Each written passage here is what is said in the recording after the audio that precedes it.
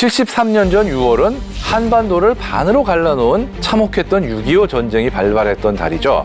당시 우리 국군의 전력은 전쟁을 할 수 있는 여건이 안 된 상태에서 갑작스러운 공격을 받아야 했습니다. 모든 게 부족했던 상황에서도 북한군의 압도적인 전차 전력에 맞서 싸워야 했는데요. 6.25 전쟁 초기 우리 군이 썼던 대전차 무기에 대해 알아보겠습니다.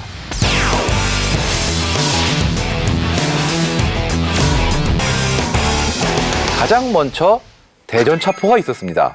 57mm M1 대전차포인데요. 원래 영국에서 1941년부터 생산이 된 그런 포죠. 영국이 개발한 물건이긴 한데 미국은 미리 개발해놓은 대전차포가 없다가 참전을 하다 보니까 급해서 영국이 개발했던 57mm 대전차포를 M1이라는 제식 명칭으로 43년부터 면허 생산을 해가지고 운용을 했습니다. 그래서 2차 세계대전 당시에 미 육군의 주력 견인식 대전차포로 보병사단에 평균 50문 정도가 배치됩니다. 우리 군에 총 117문이 배치되어서 6.25 개전 초에 주력 대전차 화기 중 하나로 운용이 됐는데요.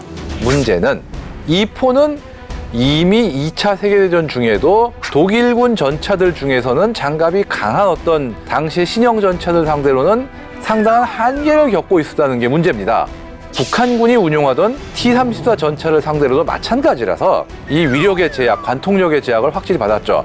원래 재원표대로 해도 이 57mm 대전차포가 정면 장갑이 90mm인 T-34-85 전차를 잡으려면 500m 정도는 접근해야 됐습니다. 문제는 500m 거리에서 관통력이 재원표상 98mm라 이렇게 얘기해도 이게 장갑이 수직일 때 수직으로 딱 맞아주면 그렇다는 얘기고 T-34-85 전차는 장갑이 경사예요. 더 가까이 접근해야 관통이 가능하다는 얘기인데 그러다 보니까 실전에서도 정면에서 57mm 포탄이 T-34-85를 관통한 사례는 지금 굉장히 드문 걸로 알고 있어요. 있긴 하나 싶을 정도.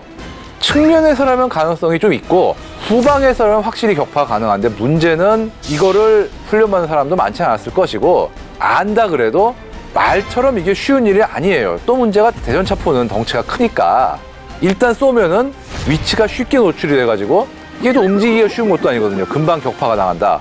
그렇기 때문에 측면에서 쏘는 게 말처럼 쉬운 게 아니었다는 거죠.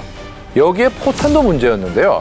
6.25 이전까지 미국이 제공한 57mm 포탄이 35,000발이나 됩니다. 문제는 전차를 격파하려면 철갑탄이 있어야 되는데 막상 이 포탄들 중 70% 이상이 보병 지원용 고폭탄입니다. 이 고폭탄은 전차에 쏴봤자 큰 의미가 없죠.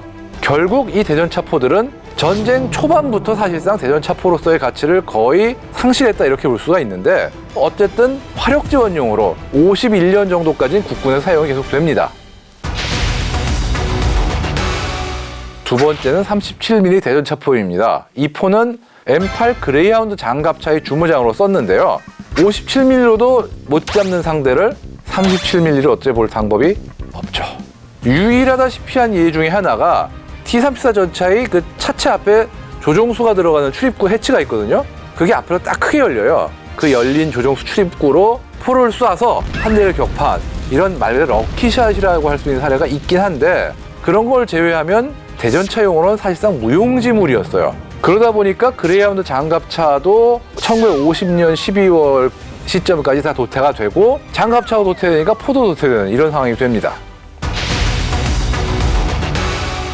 세 번째 대전차 화기가 60mm M9A1 바주카포입니다. 개전 이전에 우리 군에는 1958문의 M9A1 바주카포가 지급되었습니다. 정말 유일하게 우리 군에 넉넉하게 지급된 대전차 화기였죠.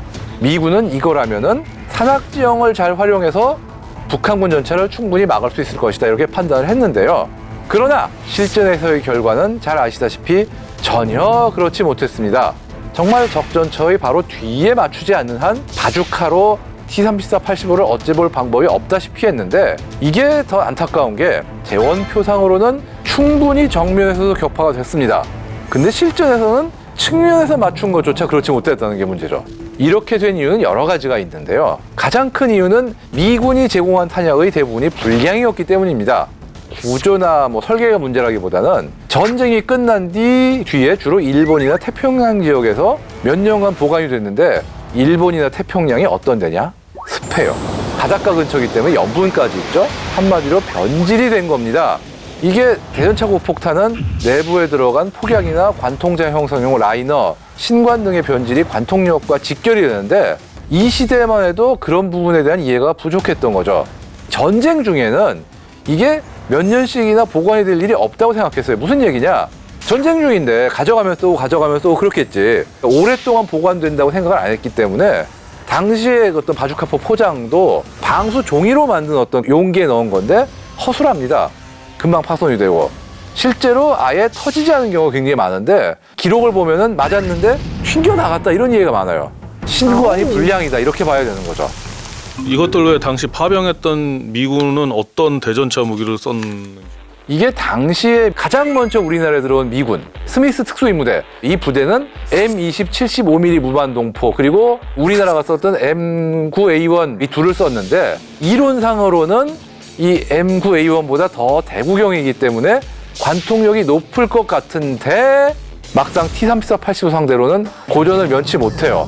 실제로 1950년 7월 5일 오산 전투 당시 스미스 부대가 이걸로 북한군 전차를 꽤 쐈는데 한 대도 격파를 못했어요. 이거 가지고는.